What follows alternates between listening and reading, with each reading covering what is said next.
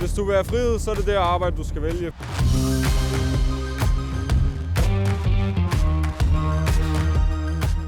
Det fedeste ved jobbet, det er friheden. Der er jo den frihed i, at du kommer ud og kan slappe helt af og få en masse dejlig frisk luft også. Og der er en masse frihed i det. For eksempel hernede, der kan vi jo være vores egen lille chef, ikke? Vi kan starte tidligere om morgenen, hvis man har lyst, og vi kan starte lidt senere, hvis det er det. Bare vi når at få gjort arbejdet, ikke? Arbejdet til søs, det er også noget andet, ikke? Der er en masse ting, man skal kunne.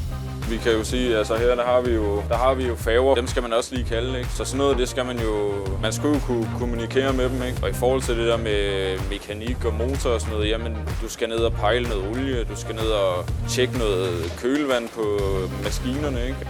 Man kan da godt blive lidt træt. Det er slet ikke det, men det er jo bare rart, ikke? Så er man jo godt brugt, og man har jo gjort det, man skulle. Og det er jo ikke fordi, man skal gøre noget, man føler selv ikke er forsvarligt. Altså, hvis du føler, at vejret er for hårdt, så skal du ikke fodre jo, eller sejle ud. Men ellers så prøver vi jo at kunne gøre det i næsten alle slags vejr.